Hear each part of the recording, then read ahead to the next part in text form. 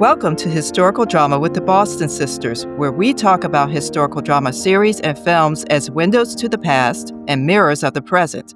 I'm Michon Boston. And I'm Taquiena Boston. In this episode, we're talking with Jack L. High, author of The Nazi and the Psychiatrist, Hermann Göring, Dr. Douglas M. Kelley, and A Fatal Meeting of Minds at the End of World War II. November 2025 marks the 80th anniversary of the start of the Nuremberg Trials in Germany. We believe it's essential to reflect on the significance of such a pivotal moment in history.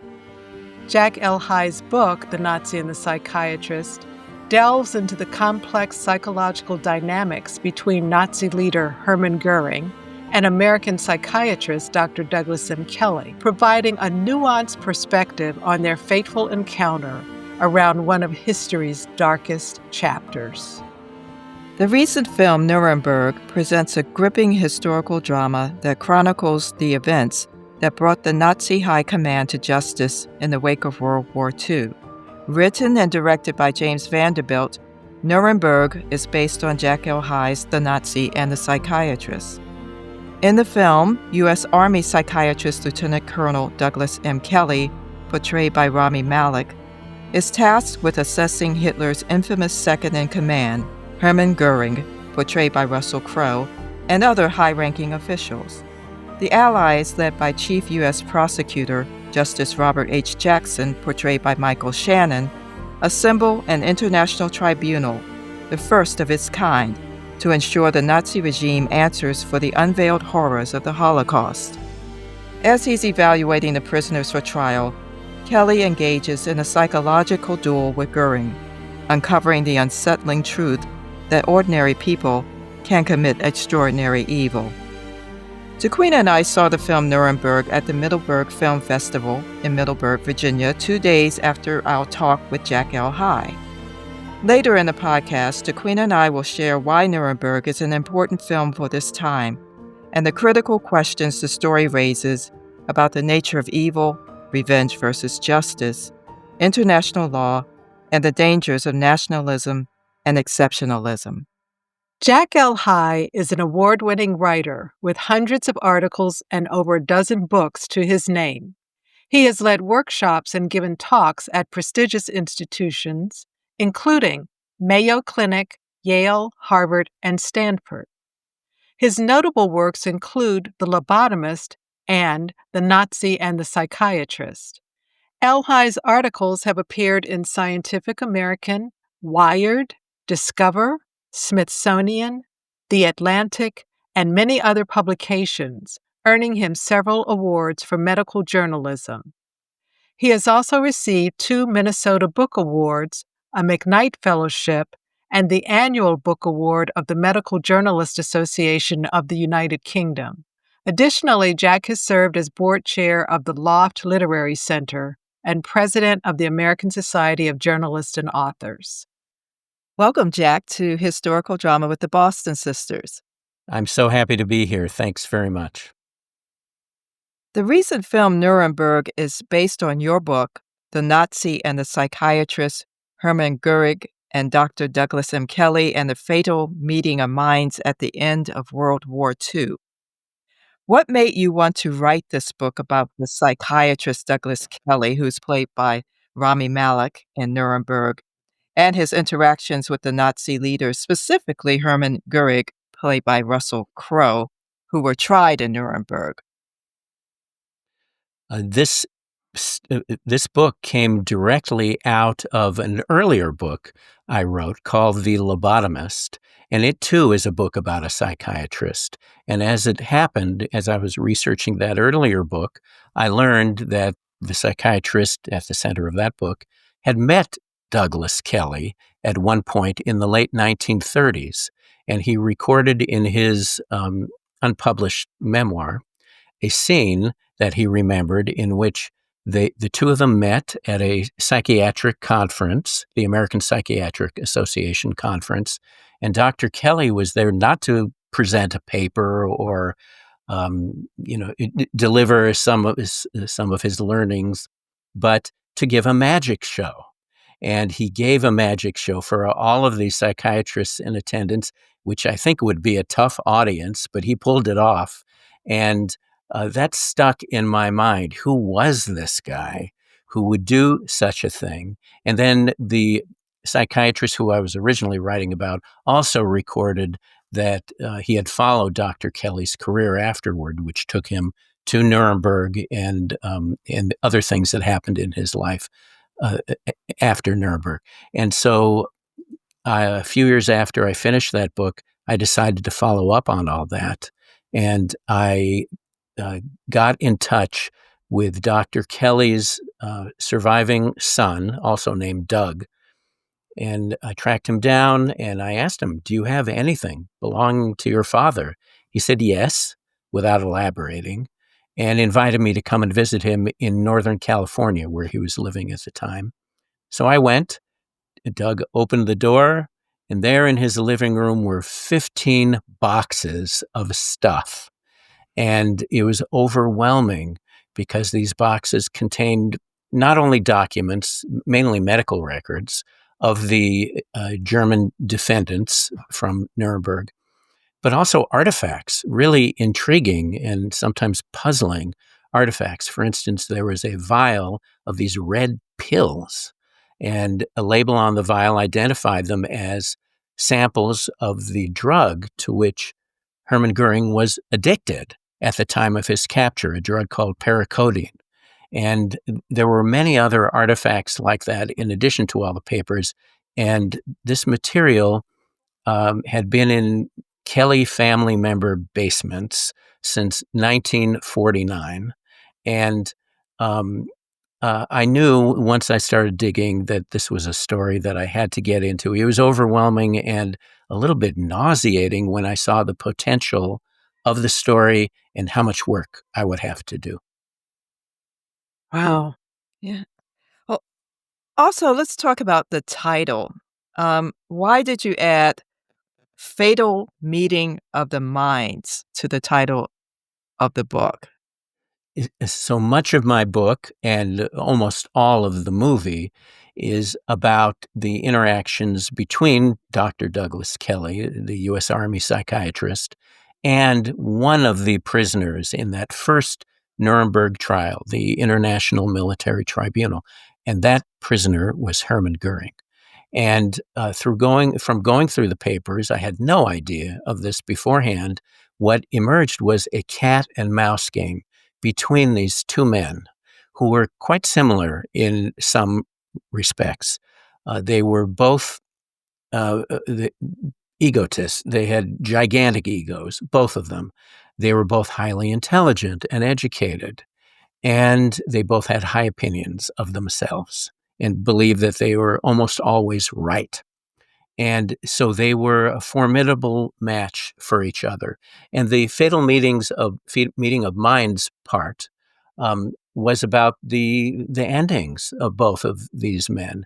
They both, I don't think I'm giving a spoiler here, they both ended up committing suicide using the exact same method of suicide, cyanide poisoning, not a usually preferred way of killing oneself, and a type of suicide that makes a statement.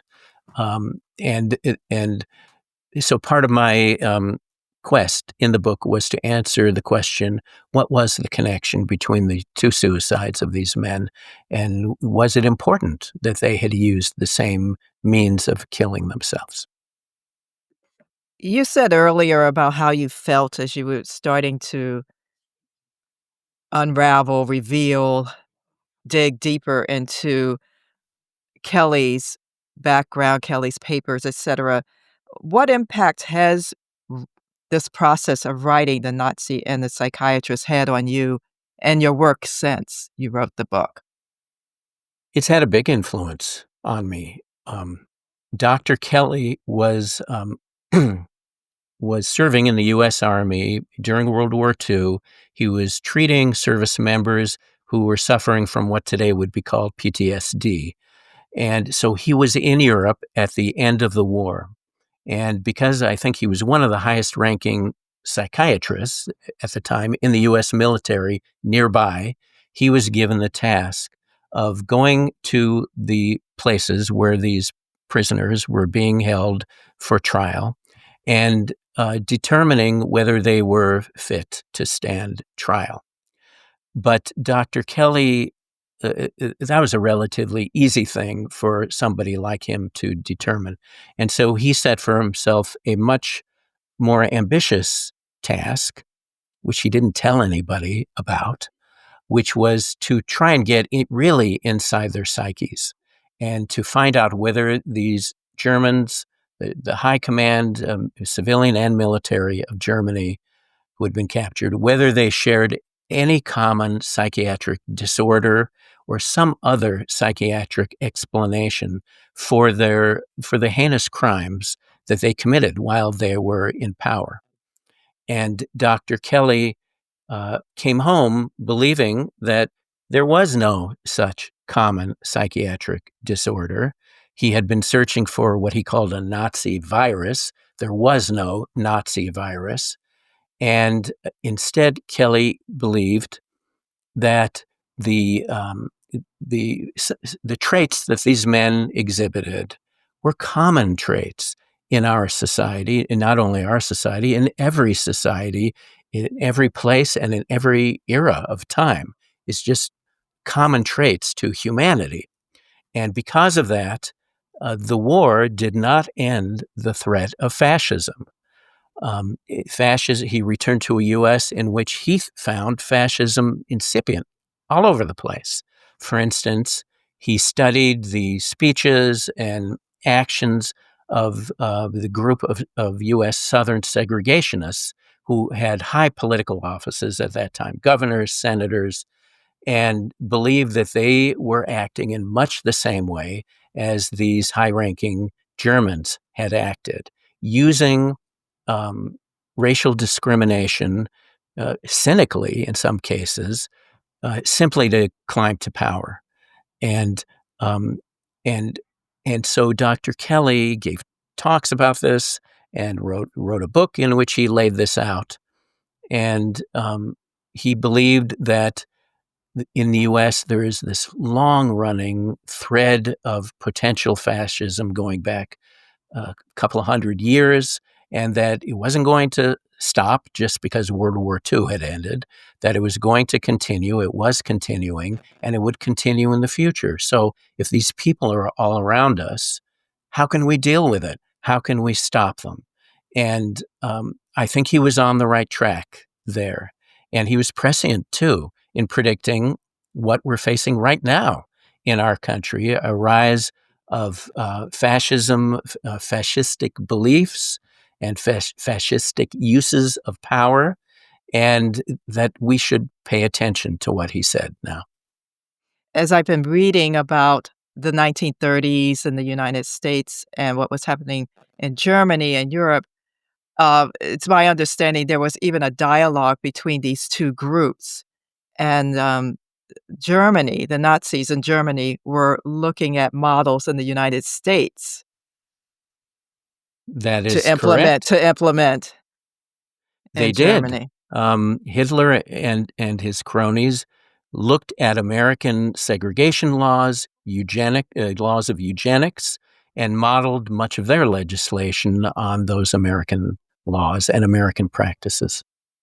Yeah, and what you say about the this strain existing for 200 years. I've just finished a book on Reconstruction.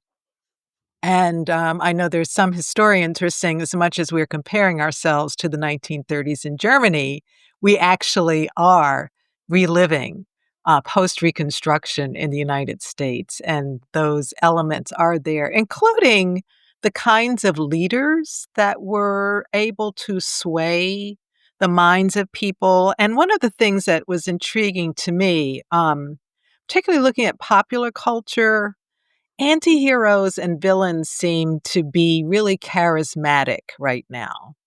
I've even heard there was at one of the award ceremonies, a writer said, "Can we start writing about good people again?" Hmm. Um, and the thing about Hermann Göring, he appeared to be fascinating not only to Dr. Kelley, but even to some of the other soldiers who were part of, the prison system guarding the Nuremberg prisoners. Talk a little bit about Göring and what made him so fascinating to Dr. Douglas Kelley, apart from the fact that, as you said, they shared certain attributes. Uh, Goering was a fascinating character.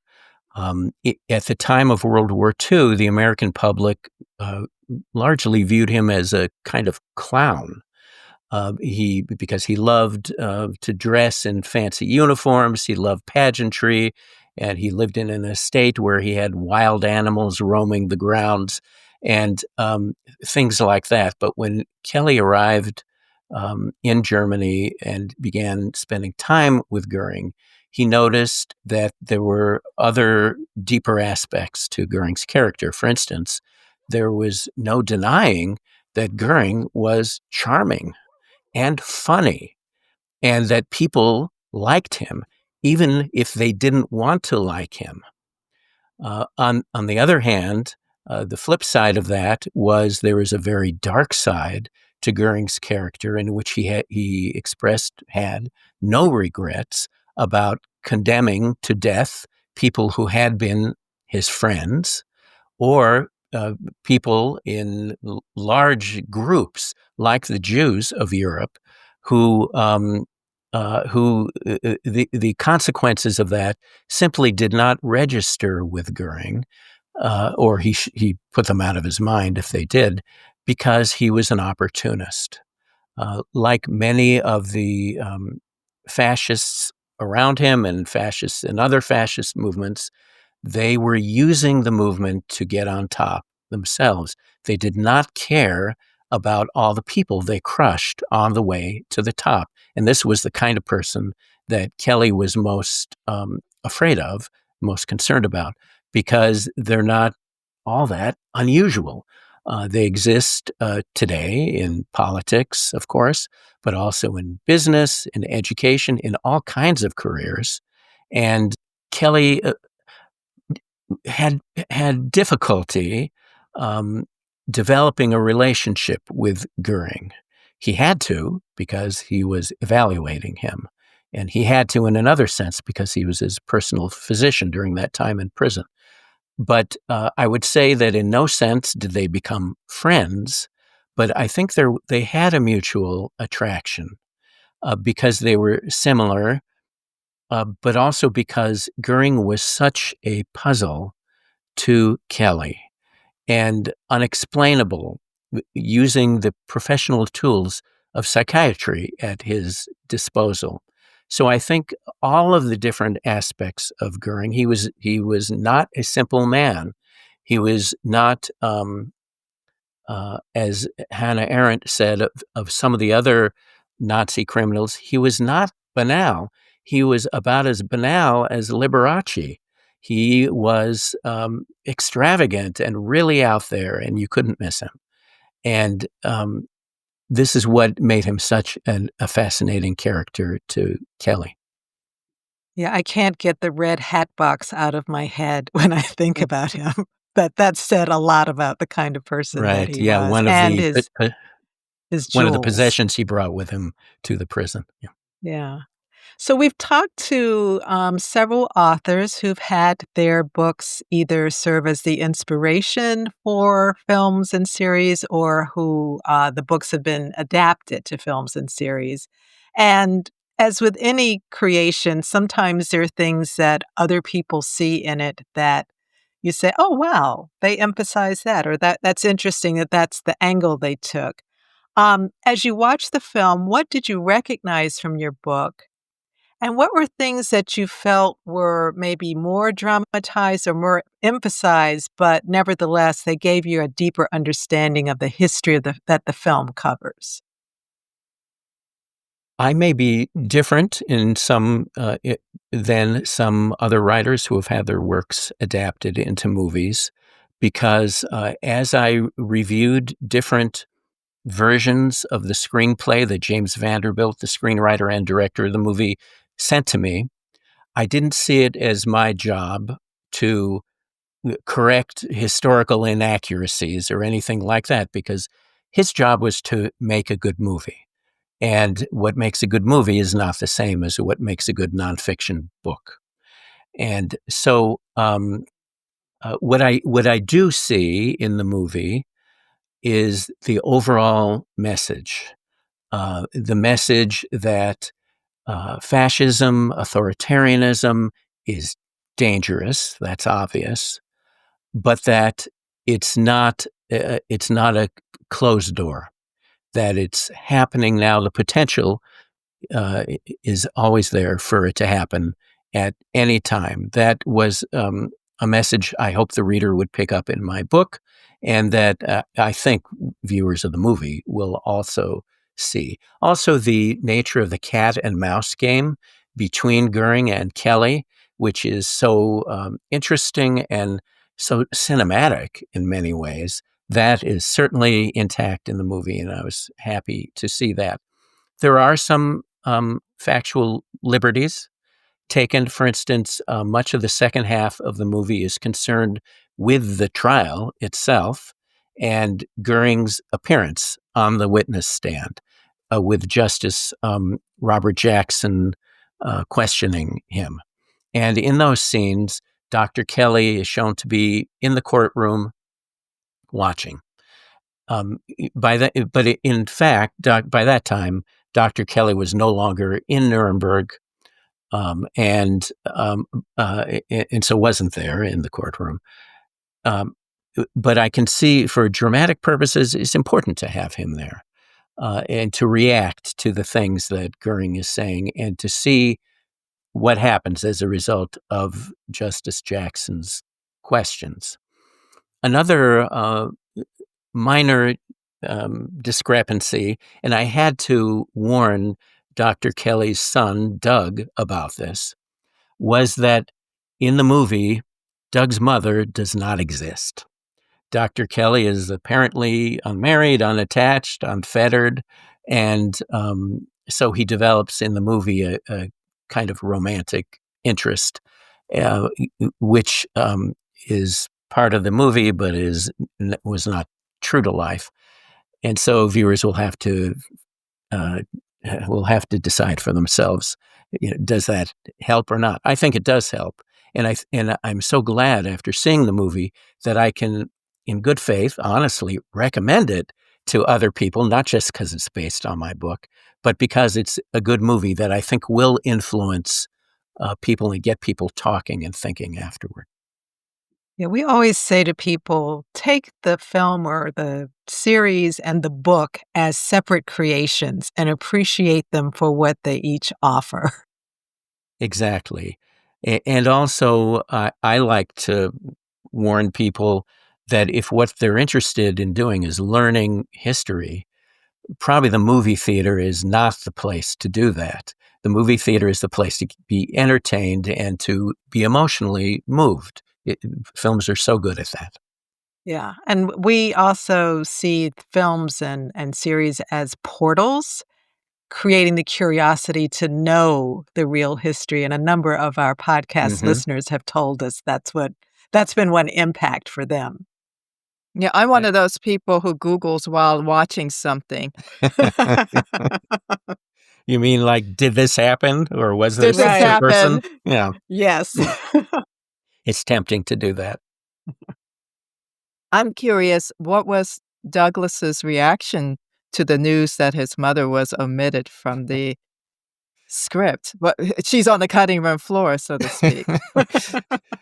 She never even made it to the cutting room floor. She was never in the script.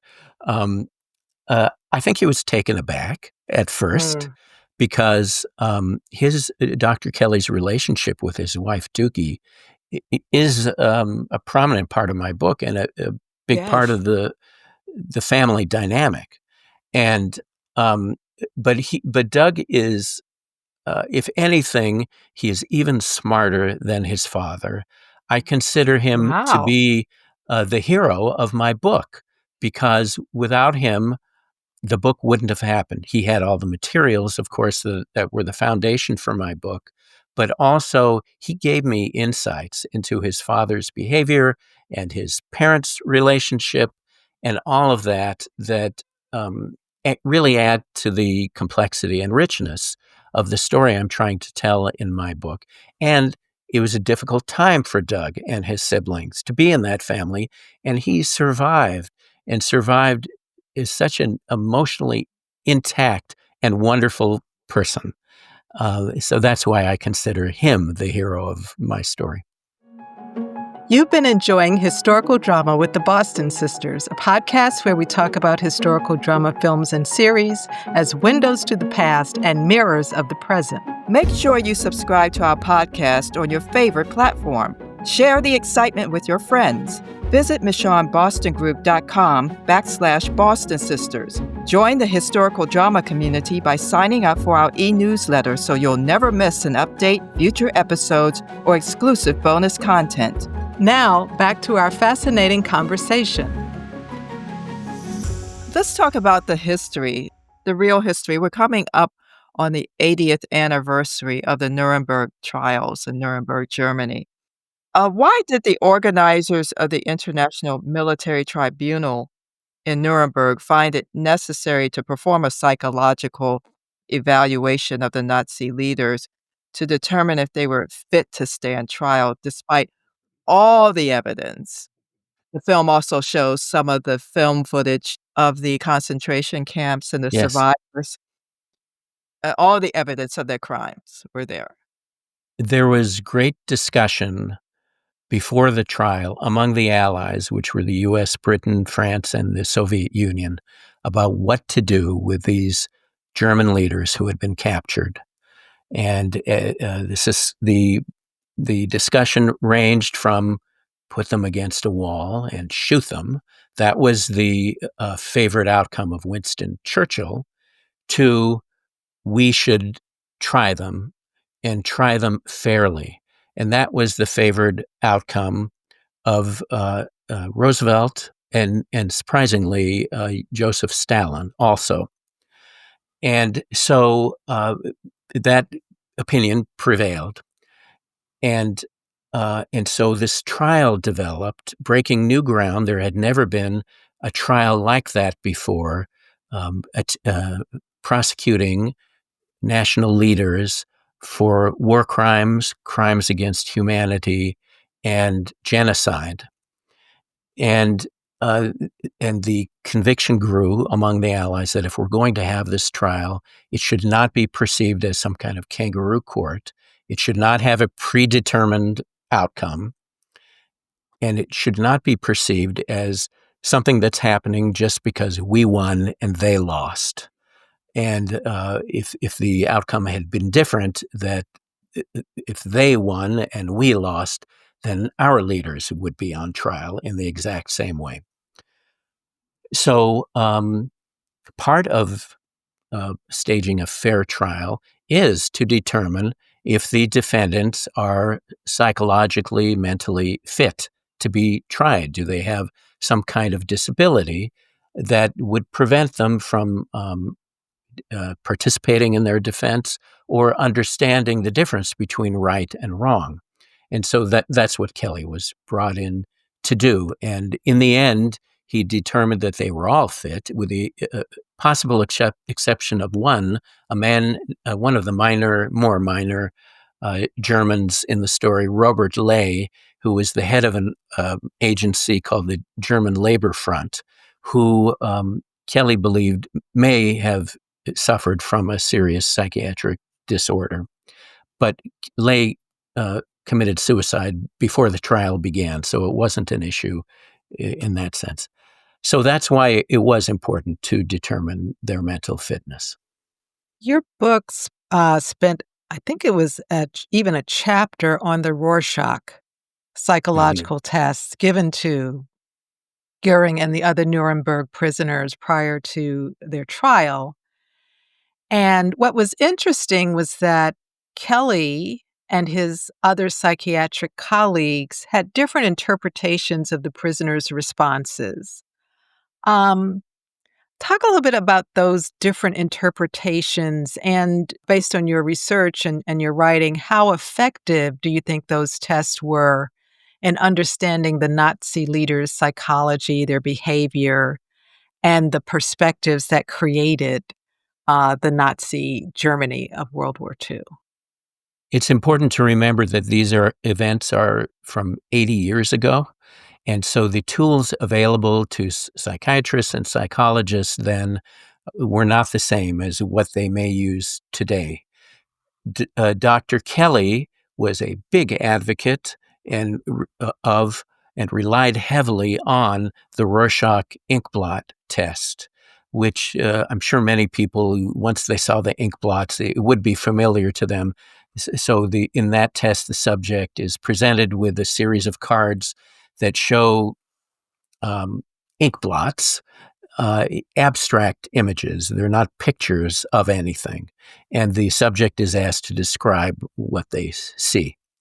And back in the 1930s and 40s, when Kelley was learning this technique and using it a lot himself, it was considered a diagnostic tool that you can diagnose somebody's psychiatric illness from the responses of from describing the cards.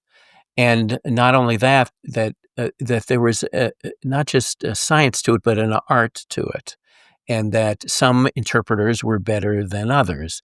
And Dr. Kelley was considered one of the best in the art part of it, that his interpretations were seen as especially astute and insightful and all that. But he gave other tests to the Germans, IQ tests, and also a test called the thematic apperception test. That test is still used more commonly than the Rorschach test is now. And in that test, the subject looks at real pictures of real things and is asked to tell a story. But I don't think that a psychiatrist or psychologist today would use those tools to try and diagnose somebody. And that's what Kelley did. And because he used tools that were inexact and primitive by today's standards, that's why differences in interpretation developed between Kelley's results and the results that other people got, especially a psychologist who was also at Nuremberg named Gustav Gilbert, a PhD psychologist who participated in some of the same tests Kelley did, but relied on other information and came up with different conclusions, which I think is really interesting. Yeah, we're going to get to Gustav Gilbert in this podcast. But before that, let's talk about someone else who was there. That's Colonel Burton Andrus. I hope I pronounced his name correctly.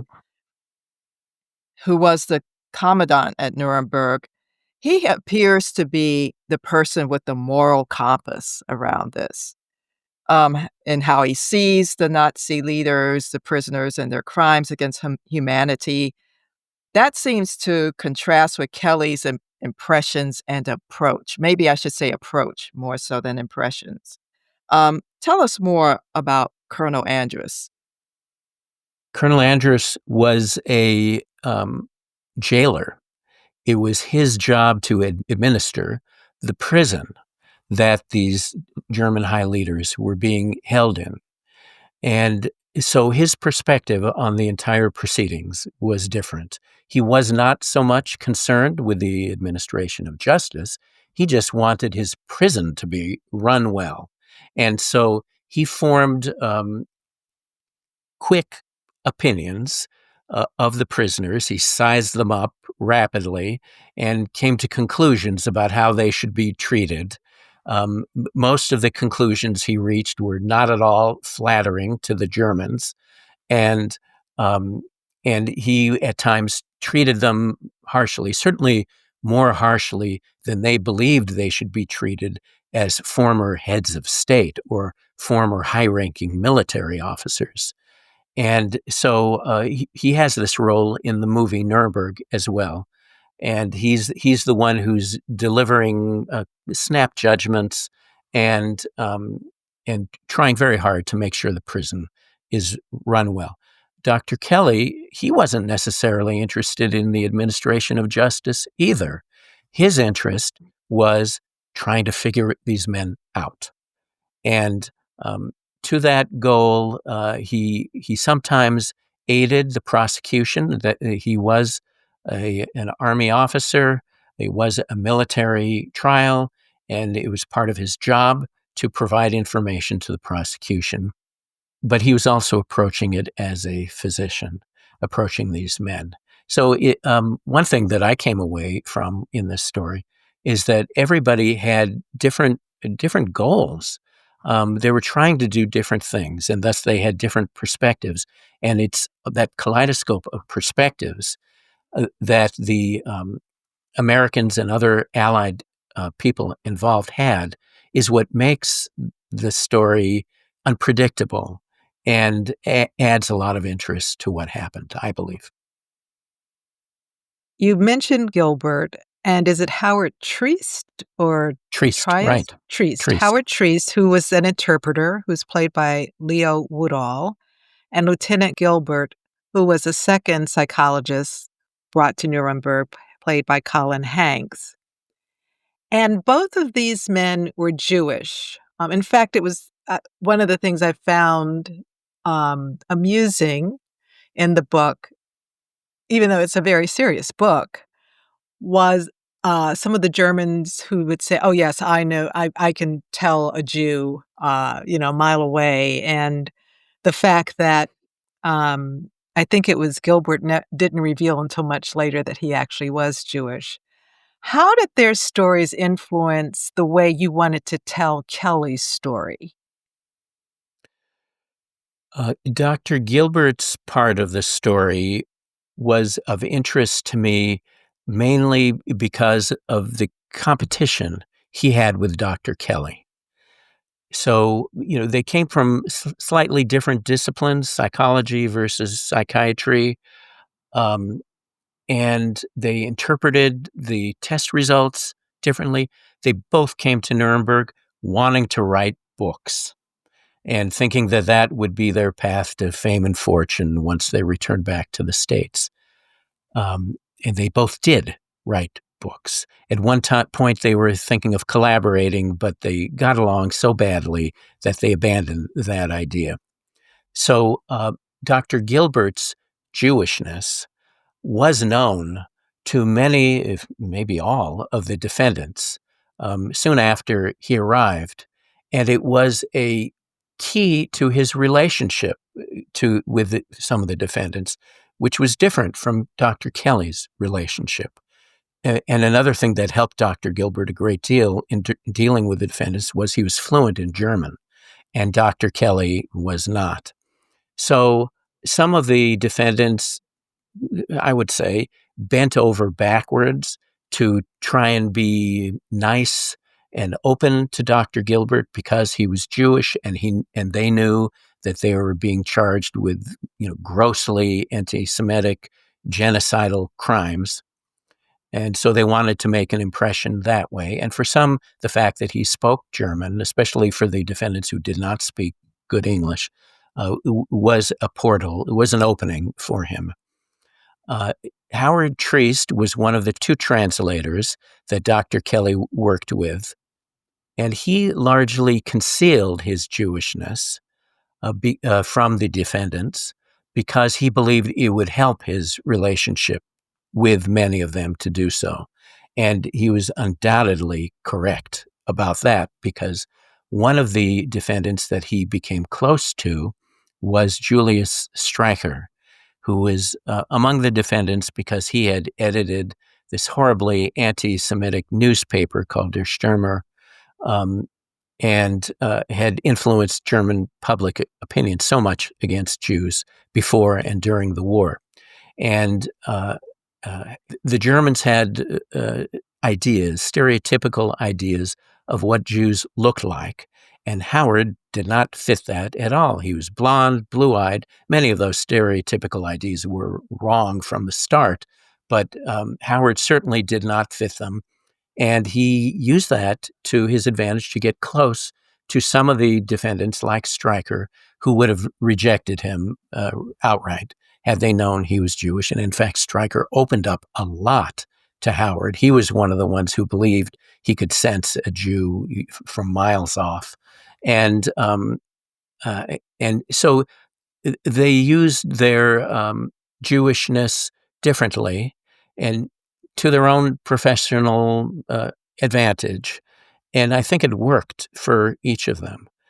And their stories are very different. Howard's family had been, in large part, murdered during the Holocaust. Gilbert's family was not involved in any way that I know of. Ultimately, it seems the work Kelley did in Nuremberg did not, or Gilbert either, did not bring them the fame and fortune and glory they sought. But let's talk about Kelley, because he did provide a record and perhaps an unsettling insight, as you mentioned earlier, that there is no special, Nazi virus or personality type that Göring, Hitler, who had committed suicide prior to these trials, and the other Nazi leaders possessed, that they all had the personality traits and behaviors that Kelley and most human beings possess.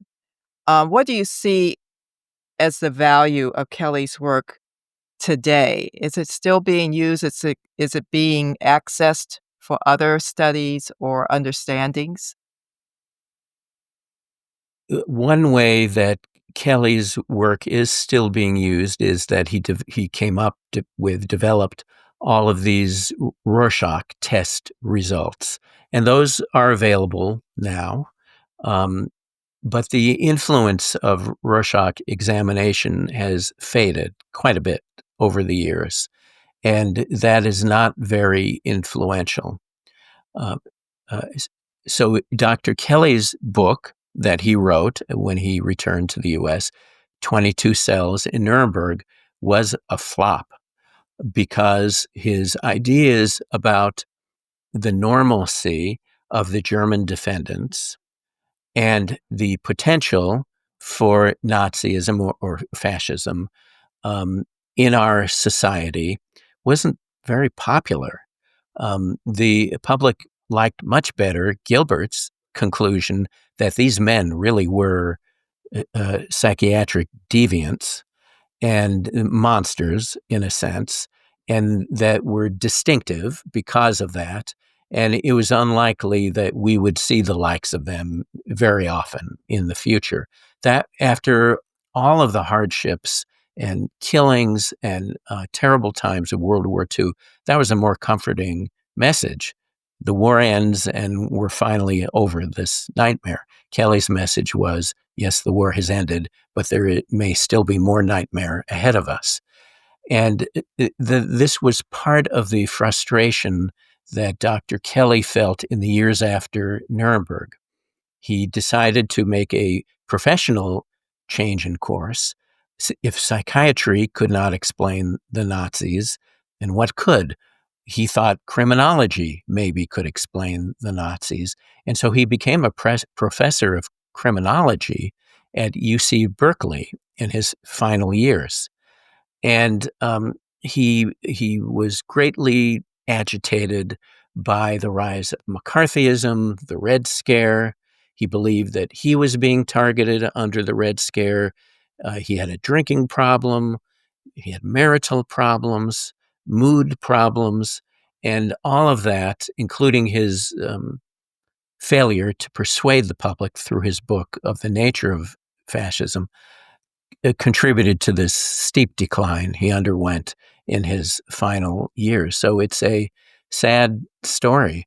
And I wish I wrote more books with happy endings, but this is definitely not one of them. Yeah, I think most history is the to be continued versus having happy endings. Yes. I would say that history seems to be having a moment right now. And we've talked to people who identify as public historians. There's a group of 600 people now who see themselves as citizen historians. They're working to document things in the Smithsonian. And writers like yourself who publish popular history. And I saw a quote that was in Medium when you said part of the magic of popular history, when it's done well, is that it removes us from today but makes us reconsider the present, and that it's not about us, and yet it is. Mhm. And Michon and I think of this podcast as kind of popular history. It's exploring the past through popular mediums of film and television and books. What role do you see popular history playing in this time when there's so much conflict and controversy around the teaching of history and how we remember the past? Mhm. I define popular history, even on a more basic level. To me, popular history is history that's presented to an audience that is not necessarily academic or scholarly. So it's history, I don't want to say for the masses because that sounds bad, but it's history for everybody else who is interested in history. And so it does, I think, encompass some of the other categories that you mentioned, like citizen history or public history. And I think at its best, what it can do is the same thing that great literature does, which is immerses us in somebody else's story, um, and causes us to respond emotionally to it and to reflect on it. So often people talk about reading a novel and it leaves them thinking about it for months afterwards. And in the course of doing that reflection, it uh, it it builds ripples that extend into our present lives. So I really can't imagine someone reading The Nazi and the Psychiatrist and not thinking about what is happening in today's political world. Regardless of whatever political ideology you believe, you have to reflect on it. And I'm not academically trained as a historian. My background is in journalism. And so my concern has always been finding and developing and telling compellingly um, good stories that will resonate with people on many levels. And that's what I'm trying to do when I write popular history as well. So what I write and other people who write popular history, they're often deeply researched. They're 100% factual or as close to that as we can get, but they are stories. They're not analyses and they're not surveys. They tell stories of people. And that's what I think makes it distinctive. Earlier, you mentioned, yes, your book does not have a happy ending. I think there's a hunger everyone has that there's good and there's evil. But in some ways, the story is challenging us to look beyond that, that it's not so simplistic, that we have to be adults in the room around it.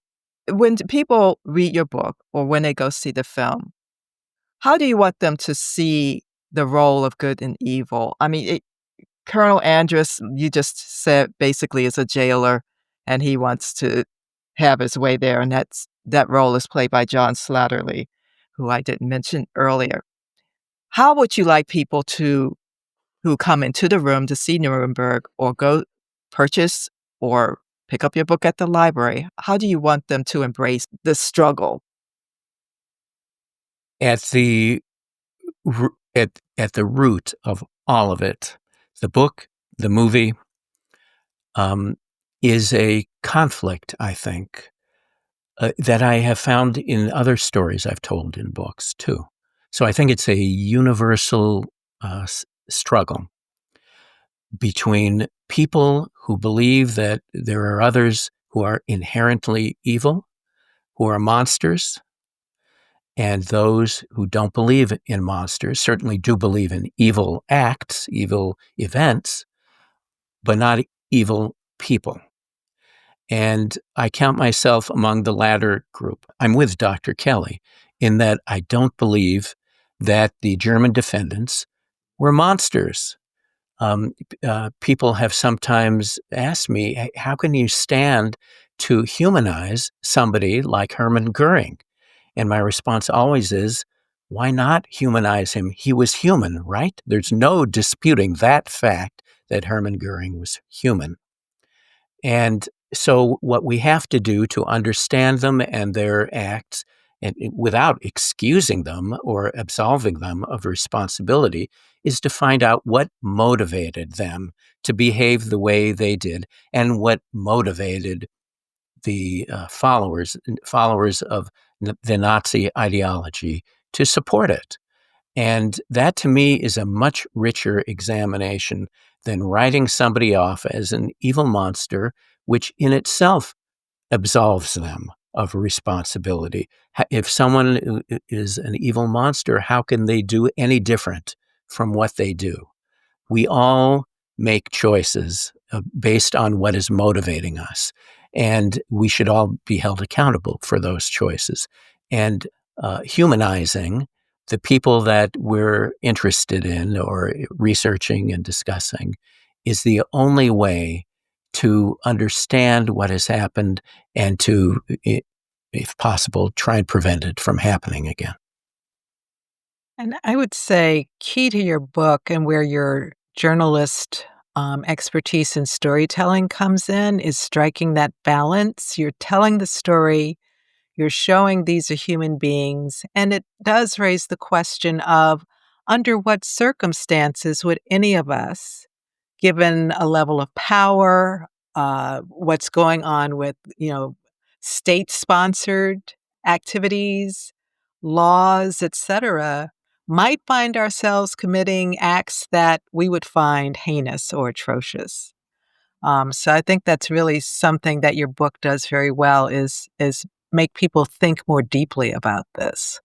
Well, thank you. I see this as not a story in black and white in the sense that the bad guys versus the good guys, that it's a story in shades of gray, and that any one of us could be somewhere along that spectrum of grays and not know it.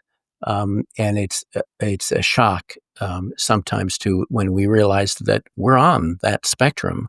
We're not divorced from this, and and if a book helps someone understand that better, then that's great. Yeah. Jack, I understand this isn't the only book you've written that has been adapted to screen, that there was a documentary that was done, and you may even have something that's kind of like in, the hopper to be produced. Um, are there particular historical events or biographies you would like to see developed into a narrative film like Nuremberg or even a narrative series that you think would be of interest? Um, yeah, I've debated how to answer a question like that because um, b- what I gravitate toward as a consumer of books and movies are often small stories. They're not stories on a grand scale like the Nuremberg trial. Um, And so much of what I have read and think might be good for adaptation into a movie or TV series is probably not what the producers of such productions would want. Um, I think I what I better way for me to answer would be to talk more generally about to me what appeals to me in things that I read that makes me want to see them uh, gain extra lives in other media. And I personally like stories in which there is not one protagonist, but two, or maybe even three. So the Nazi and the Psychiatrist is an example of that. We have Dr. Kelley and Hermann Göring. My previous book, The Lobotomist, is another example of that. We have the psychiatrist who developed, advocated for lobotomies, Walter Freeman, and his surgical partner, James Watts. And I've done other books that have that kind of pairing. I didn't even become aware of that until recently, that was so often a part of my story structuring and story selection. And then I also like stories that are set up in scenes. And scenes have a dual purpose. They make a story move better, I think. Um, when there are scenes, things you can sense and use your senses to understand: visual, hearings, sound, touch, all of that, taste even. But also, I think that narrative setup in scenes work better, whether it's in a book or in a magazine article, or movies have to have scenes. And so movies that have scenes not only work better as whatever they are, or stories in scenes work better as books or articles, but they're more easily adaptable into movies and TV shows. So that's what I'm looking for when I write, when I pick a story, and when I pick up what I want to read. Well, thank you, Jack L. High, for joining us on Historical Drama with the Boston Sisters to talk about your book, The Nazi and the Psychiatrist, and the film Nuremberg, based or inspired by your book. This is an important topic and important story for our times, and we're very grateful for you to share some time with us on this podcast. Well, thanks so much for having me here. I appreciate the thought and the questions that you posed to me and the discussion. So I'm really glad that I was here. This is where Taquiena and I share our thoughts about Jack L. High's book and James Vanderbilt's film, Nuremberg. Well, I was the one who raised the topic of the dangers of nationalism and exceptionalism, so I'll speak to that. Germany was a country that was beat down after World War I, and the people in the country were experiencing economic hardship. So as a country, they were really primed for a politician who would make them feel proud and powerful as a people. And there's nothing wrong, there's nothing bad to be proud of your people, to be proud of your nation's accomplishments and history, or to love your country. But when your sense of pride is rooted in superiority, which I see as believing in your exceptionalism, that's where the danger comes in. Because in order to be superior, somebody has to be less than. And being less than means that those people aren't deserving of rights. Those people are undeserving of care or concern, undeserving of empathy or compassion, undeserving of freedom and self-determination, and at the extreme, undeserving of life itself. So when people embrace ideologies, when societies embrace ideologies and mythologies of superiority of their group, and Kelley emphasized that particularly with regard to identities of race and religion, that puts a society at risk of committing the kinds of crimes that Göring and the other Nazi leadership were put on trial for at Nuremberg. The crimes against humanity, war crimes, and that is what was being judged. So I agree with Jack L. High, who I think came to the same conclusion that Kelley did, that the characteristics that made what happened in Germany possible, that the characteristics of these people were not characteristics that were unusual or, let's say, aberrant in any way, but that all societies are capable of producing the kinds of actions. In this case, there were laws as well, sponsored by the state. But all societies are capable of the actions that ultimately can lead to fascism? I think I'm going to pretty much echo your thoughts in terms of my impressions and takeaways from the film. So much of what happened in World War II shaped society today, including our global relations, which have been shifting dramatically in recent months. With each passing year, we seem to be forgetting the lessons of World War II as the generations and the veterans who were there are passing away. Let's even talk about our own uncles who are no longer with us and others who were here on the home front and what things were like then. Nuremberg is a warning that societies, as you said, can willfully ignore the signals and flags of fascism, especially when societies choose to forget, assuming that they are the exception or it would never and could never happen here. And these are beliefs leading to the actions that brought the Nazis to trial in Nuremberg. Jack L. Hyde's book gave a name to the psychiatrists, names I hadn't heard before, most prominently Dr. Douglas M. Kelley, whose thesis was rejected because people wanted to believe that there was something special, exceptional, or as Jack said, a Nazi virus among Hermann Göring and the Nazi leaders who committed these human atrocities, that all this ended with the war and the trials. We now are seeing that Dr. Kelley was right. These men were not exceptional, as you said, talking about the exceptions. And Well, they were exceptional in the sense of accepting an exceptional identity. In their own minds, they were exceptional. And that's part of why they were able to commit the crimes that they committed, I would say. But they didn't have any special genius, no Right. special virus.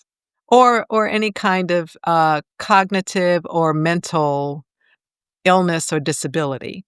Yeah, they were human like all of us with the capability to do what they did, which has and continues, sadly, to happen to this day. And it doesn't have to look the same way it did in World War II. I think that's a theme, a prominent theme in the film Nuremberg and the book The Nazi and the Psychiatrist. While watching the film and reading the book, I was really drawn to Sergeant Howard Treese, who translated for Dr. Kelley. Treese never reveals to the Nazi prisoners that he's Jewish. And James Vanderbilt uses his story to make a powerful statement in the film about recognizing a person's humanity, and I'll leave that there. What was very poignant for me was being introduced to Justice Robert H. Jackson, the chief U.S. prosecutor at Nuremberg. First time I've heard his name. And he's brilliantly played by Michael Shannon, I will say. Brilliantly, yes. Jackson isn't featured prominently in Jack L. Hyde's book, but writer-director James Vanderbilt chose to take Kelley's story into the courtroom in the film, which according to Vanderbilt, this courtroom was built to the size of the original courtroom 600. That would mean telling this story of how the tribunal was organized, and Robert H. Jackson was fundamental in the creation of the Nuremberg Trials. Justice was important to him, not revenge. Before working on this podcast, I had no idea that the Nuremberg Trials launched human rights law to prosecute war crimes and crimes against humanity. Robert H. Jackson's story says to me, we need lawyers who are committed to justice. I want to know more about Robert H. Jackson. Fortunately, there's a historic home in Jamestown, New York that hosts programs, events, and tours. And the Robert H. Jackson Center is hosting a series of monthly programs for the 80th anniversary of the Nuremberg Trials in partnership with global institutions. We're posting a link to their website on our webpage for this podcast. That's episode 79. Courtroom 600, where the tribunals took place in Nuremberg, Germany, is now a permanent exhibit. You can see the courtroom in Nuremberg, Germany. I guess you have to travel there, but you can go to the website. We're going to post that web link on our webpage for this podcast as well. And the webpage is? MichonBostonGroup.com/Boston Sisters. Look for episode 79. Nuremberg is an independent production, independent film, not a studio production, that took 13 years, nearly 13 years, to bring to the screen. We're recommending that you go see Nuremberg, and also Judgment at Nuremberg, the 1961 film by Stanley Kramer, which should be available through your local library, and there are other sources online for streaming. We urge you to read Jack L. Hyde's The Nazi and the Psychiatrist. Also do a search about the real people and go to the additional resources on the webpage for this podcast to learn more. Put all this information together, all these resources, and have a discussion about it. I will definitely see Nuremberg again. Nuremberg, based on Jack L. Hyde's book, The Nazi and the Psychiatrist, is playing in theaters. Do a search to find a screen near you. Jack L. Hyde's The Nazi and the Psychiatrist, The Lobotomist, and other books related to our conversations on historical drama with the Boston Sisters are available from our affiliate bookstore. Go to our webpage where you'll find the bookstore link. Your book purchases support the Historical Drama with the Boston Sisters podcast and local independent bookstores. Thank you for catching this episode of Historical Drama with the Boston Sisters. We hope you enjoyed our exploration of captivating historical films and series dramas. Find us on Instagram at Historical Drama Sisters and on Facebook at Historical Drama Boston Sisters. We want to hear from you. What historical dramas are you watching? Share your favorites. We may feature them in a future episode. Don't forget to subscribe. Visit our website at michonbostongroup.com/Boston Sisters and share the podcast with fellow historical drama enthusiasts. Historical Drama with the Boston Sisters is brought to you by the Michon Boston Group. The views and opinions expressed on Historical Drama with the Boston Sisters are those of the speakers and do not represent the positions or views of the Michon Boston Group, its clients, or affiliates. This is Michon Boston. And this is Taquiena Boston. Thank you for listening.